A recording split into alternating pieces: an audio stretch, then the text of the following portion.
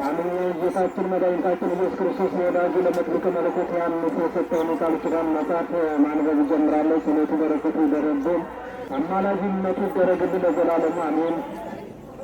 ጌታችን መድኃኒታችን ኢየሱስ ክርስቶስ ወደ መጥምቀ መለኮት ዮሐንስ መጥቶ እንዲህ በማለት ቃል ኪዳን የገባለትን ልብ በማለት ሕሊናን በመሰብሰብ እንድትሰሙ እንድንሰማ እግዚአብሔር አምላካቸው የሰሙ ጆሮ አስተዋይ ልቦና መሰጠኝ መሰጣቸው። ሰው ሁሉ በፈጸመው በደል ተጸጽቶ በሠራ ኃጢአት አዝኖ የመጥምቀ መለኮት ዮሐንስን ቃል ኪዳን አምኖ ዮሐንስ በተሰጠው ቃል ኪዳን ከፈጣሪ አማልዶ ከዲያብሎስ ግርማ ከሲኦል ፍዳ አድነኝ ብሎ ዮሐንስን አማላጅ አድርጎ ስሙን በመጥራት መታሰቢያን በማድረግ የቤተ ክርስቲያን በመሳል ዜና ታምሩን የተጻፈበትን የገድሉን መጽሐፍ በመስማት ሰው ሁሉ እንደ ችሎታው በስሙ ለመዳን መልካም ሥራ ቢያደርግ ከመጥምቀ መለኮት ዮሐንስ ጋር ያለው ከሳለ ከእንስሳ ተወጥ ብሎ ወደ መንግሥተ ሰማያት ይገባል በማለት ጌታችን መድኃኒታችን ኢየሱስ ክርስቶስን የሰጠውን ቃል ኪዳን እንስማ።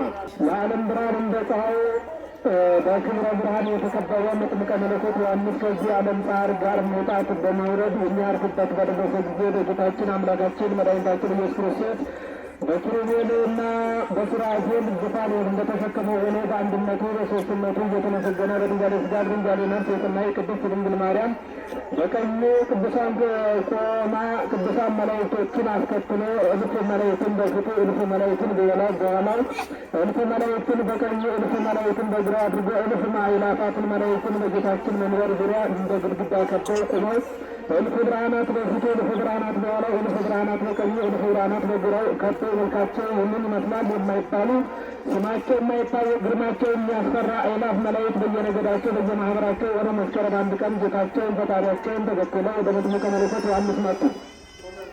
ነቢያት፣ ሐዋርያት፣ ጻድቃን፣ ሰማዕታት ሁሉ ወደ ዮሐንስ መጡ። ነቢዩ ዳዊት በገናን ይዞ ክቡራን ነገሥታት ሁሉ መሰንቆ እየመቱ ጌታችን ኢየሱስን ክርስቶስን ተከትለው መጡ።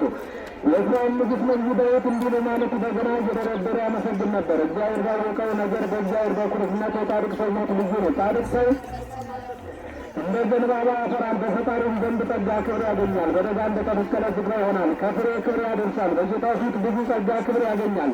እነሱም በቤተ እግዚአብሔር ውስጥ እንደ ምሰሶ የተተከሉ ናቸው። ዳግመኛ እንዲህ ይላል ይል ነበር እግዚአብሔርን በሕግ አምልኮት የሚፈራ ትእዛዙንም እጅግ የሚወድ ክቡር ነው። ዘሩም በምድር ላይ ኃያል ምስጉን ይሆናል። የጻድቃን ትውልድ የተባረኩ ይሆናሉ። ክብርና ባለጠግነት ከቤቱ ነው። ከዚህ በኋላ ጌታችን መድኃኒታችን ኢየሱስ ክርስቶስ መስከረም አንድ ቀንና ካህንና ነቢይ ወደሆነ የዓለም ብርሃን እንደ ፀሐይ በክብረ ፈጣሪ ያበራ ወደ መጥምቀ መለኮት ዮሐንስ መስከረም አንድ ቀን እንዲህ በማለት አነጋገረ። የታመንክ አገልጋዬ ፈቃዴ ፈጻሚ ወዳጄ ዮሐንስ ሆይ እንደምን ሰነበትክ? ቸር መሆኑን ነው ከድካም ወደ ዕረፍት ከባርነት ወደ ነጻነት ላወጣ ከሐዘን ወደ ተድላ ደስታ ወስዶ መጥቻለሁ። ከሰይጣን ፈተና ከዲያብሎስ ወጥመድ ላድን ወደ አንተ መጥቻለሁ። እነሆ ስሙን ለሚጠሩ መታሰቢያን ለሚያደርጉ ኃጥአን ሁሉ ቃል ኪዳን ልገባልህ ከአንተ ዘንድ ደርሻለሁ አለው። የወር ክብር የሆነ መጥምቀ መለኮት ዮሐንስ መድኃኒታችን ኢየሱስ ክርስቶስን ይህንን ቃል ኪዳን በተናገረ ጊዜ ከፈጣሪ ግርማ መለኮት የተነሳ ደንግጦ ከፍርሃቱ ብዛት የተነሳ በግንባሩ ወደ መሬት ወደቀ። ጌታችን ፍርሃቱን አርቆለት ከመሬት አንስቶ በእጅ እንዲህ በማለት አነጋገረ። ወዳጄ ዮሐንስ አይዞህ አትደንግጥ፣ አትፍራ። ለማክ አይደለ ለንብረት ለማዋረድ አይደለ ለማክበር ለማጥፋት አይደለ ለድነት ወደ አንተ መጥቻለሁ። ወዳጄ ዮሐንስ ልብህ ያሰበውን ሁሉ ከእኔ የምትሻውን ለምነኝ እሰጥሃለሁ አለው። ይህ ክቡር የዓለም ብርሃን እንደ ፀሐይ በክብረ ፈጣሪ አበራ። ገባሬ ተአምራት የውንክራት መጥምቀ መለኮት ዮሐንስን ፍርሃቱ ራቀለትና ፈጣሪውን እንዲህ በማለት ልመና አቀረበለት። አቤቱ ጌታዬ፣ የፍጥረት ሁሉ አምላክ፣ ለሚታየውም ለማይታየውም ሁሉ ፈጣሪ አንተ ነህ። ከሰማይ በላይ ከምድርም በታች ቢሆን ከአንተ የተሰወረ ነገር ከቶ አይገኝም። ሁሉ በፊቱ የተገለጸ ነው። ዓለም በሙሉ ጽንፍ እስከ ጽንፍ ያለ ድረስ ሁሉ እንደ እንቁላል በመሃል እጅ የተያዘ ነው። ለሰውም ለእንስሳትም ሆነ ለፍጥረቱ ሁሉ በሙሉ አስበህ መጋቢ አንተ ነህ። ልብ ያሰበውን ሁሉ ለምነኝ ላልከኝ ልቤና ያሰበውን ኩላሊቴ ያመላለሰውን ሁሉ መርምረህ አንተ ታውቃለህ። ነገር ግን የምትፈልገውን የምትመኘውን ለምነኝ ላልከኝ አቤቱ ጌታዬ ሆይ በቃል ኪዳኔ አምነው ሰሜን የሚጠሩ መታሰቢያን የሚያደርጉ ኃጥአን ሁሉ ማርልኝ። ይህንን የምለምንህ በሥራዬ በጽድቄ ሳይሆን ስለ እናቱ ስለ ማርያም ስለ ወዳጅ ስለ አብርሃም ለአንተ መሥዋዕት ሆኖ በቀረበ ስለ ይስሐቅ ቅዱስ አድርጌአለሁ ብለህ ስለመረጥከው ስለ ያዕቆብ ስለ እኔም ስለ መጥምቀ መለኮት ስለ ዮሐንስ ሆነህ ኃጥአን ሁሉ ከአሳር ወደ ክብር አሳርፍልኝ። ከሐዘን በደስታ ቦታ አኑርልኝ። ሕዝብን ሁሉ ከወቀሳ ከከሰሳ አድንልኝ። ከሲኦል መከራ ከሰይጣን ከሰሳ ሰውርልኝ አለው። ጌታችን መድኃኒታችን ኢየሱስ ክርስቶስን ለዓለም ብርሃን እንደ ፀሐይ በክብረ ፈጣሪ የተከበደ ንዑድ ክቡር ለሆነ በመጥምቀ መለኮት ዮሐንስ እንዲህ በማለት ቃል ኪዳን ገባንለት።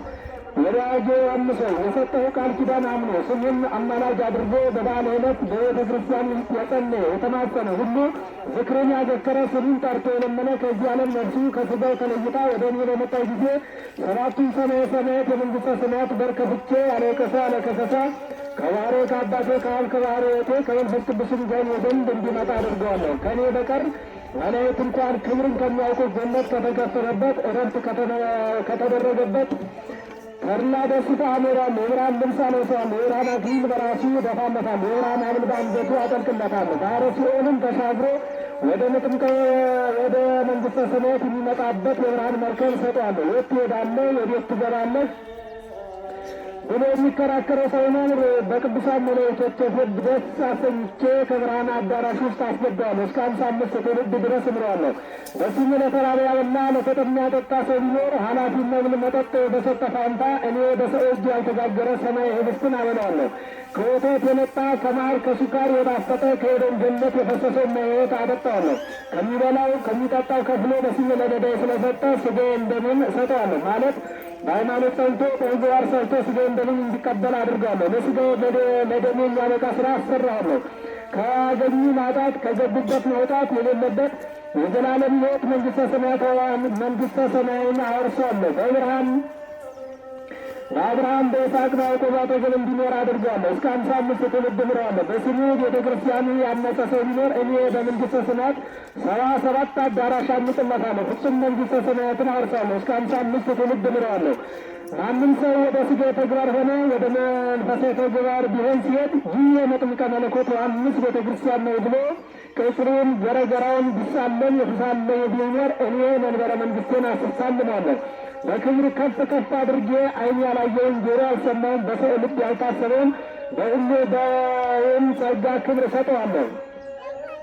እስከ 55 ትውልድ እምረዋለሁ። በስሙ ዝክርን የሚያዘክር መታሰቢያን የሚያደርግ እህል ወይም ገንዘብ ያበደረ ቢኖር ተመላሽ ገንዘብ በስሙ ስላበደረ እኔ መንግሥተ ሰማያት ጽድቅን አበድሬ የዘላለም ሕይወት አጎናጽፋለሁ። እስከ 10 ትውልድ እምረዋለሁ። ከቤተ ክርስቲያኑ የተቀበረውን ከመከራ ነፍስ አድነዋለሁ። ኢየሩሳሌም ሄዶ ከኔ መቃብር እንደተቀበረ አድርገዋለሁ። ያለ ንስሐ ወቀሳ ከሰሳ ሳይኖርበት ስለ አንተ መንግሥተ ሰማይን አወርሰዋለሁ። እስከ 55 ትውልድ እምረዋለሁ። ቤተ ክርስቲያኑ ከታነጸበት ስሙ ከሚጠራበት መታሰቢያ ከተደረገበት የተአምር ዜና ከሚነገርበት የገድል መጽሐፍ ተነቦ ከሚተረጎምበት ቦታ እኔ በረድኤት ከዚያ እገኛለሁ። የገድል መጽሐፍ ከሚነበብበት ተአምር ከሚነገርበት መናፍስት ርኩሳን አጋንንት እንዳይደርሱ እልፍ አእላፋት መላእክትን ጠባቂ እረኛ ከዛ አኖራለሁ። ከዛ ቦታ ሰይጣናት የ80 ቀን መንገድ ያህል እንዲርቁ አድርጋለሁ። ከሩቅም ከቅርብም ወደ ቤተ ክርስቲያኑ የሄደውን ወደ መቃብረ ኢየሩሳሌም እንደሄደ አድርጋለሁ። እስከ 7 ዓመት ከመንፈቅ የዘነበ ዝናብ የሚያህል ጸጋ ክብር እሰጠዋለሁ። እስከ 55 ትውልድ እምረዋለሁ። ወደ ቤተ ክርስቲያኑ ለመሄድ አስቦ የመን ችግር ገጥሞት በእርጅና ቢቀር መንገድ ጀምሮ ቢመለስ ከቤተ ክርስቲያኑ ደርሶ በአፉ እንደ ሳለ ቆጥረዋለሁ። ክብርም ከቤተ ክርስቲያን ደርሶ ከሳሙት እኩል አድርገዋለሁ። እስከ 12 ትውልድ እምረዋለሁ።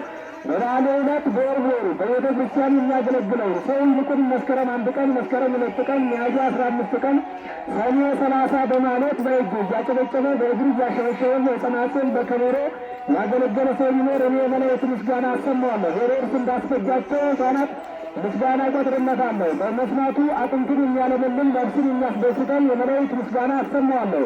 ቅዱስ ቅዱስ ቅዱስ እያሉ እንደሚያመሰግኑኝ እንደ መላእክት ምስጋና አድርጌ እቀበላለሁ። ነፍሱ ከሥጋ ተለይታ በምትመጣ ጊዜ መላእክት አጅቦት በፊት በኋላ በቀኝ በግራ ሆኖ የቅዱሳን ሕይወት በእግዚአብሔር ፊት የከበረ ነው። አቤቱ ጌታዬ እኔ ባሪያ ነኝ፣ ባሪያ የሴት ባሪያም ልጅ ነኝ እያሉ ሊቃነ መላእክት ከእኔ ዘንድ እንዲያመጡት አድርገዋለሁ። እስከ 55 ትውልድ እምረዋለሁ። በስሙ የታመመ ቢጠይቅ ያዘነ ቢያረጋጋ በባሕሪ አባቴ በአብ በባሕርዮቴ በመንፈስ ቅዱስ ፊት አረጋግጬ ያለ ወቀሳ ያለ ከሰሳ ገነት ከተከፈተበት ዕረፍት ከተደረገበት ያለ ፍርሃት አገባዋለሁ። በቅዱሳን አገልጋዮቼ ዘንድ አኖረዋለሁ።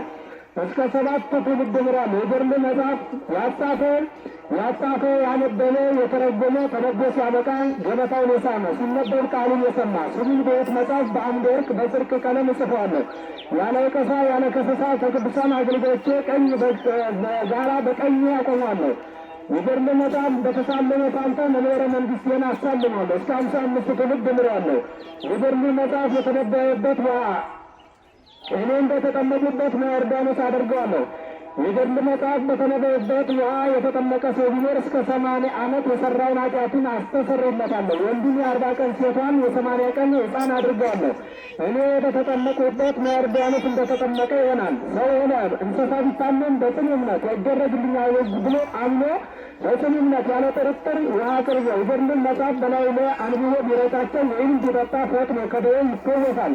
የገድል መጽሐፍ የተነበበበት ማየ ጸሎት በቤቱ ውስጥ ቢረጭ ከዚያ ቤት በረከቴን እሞላበታለሁ። ተድላ ደስታ ከዛ ቤት አሳድራለሁ። የእህል ራብ፣ የውሃ ጥማት፣ ተላላፊ በሽታ አላመጣበትም። በአንተ ስም ለታረዘ ያለበሰ ሰው ቢኖር በጻድቃን በሰማዕታት ፊት በሰው እጅ ያልተሰራ የእሳት ላንቃ የመሰለ የብርሃን ልብስ በመላእክቶች ፊት በግልጽ አለብሳለሁ። ያለ ከሰሳ ያለ ወቀሳ ከአንተ ዘንድ ወደ መንግሥተ ሰማያት አገባዋለሁ።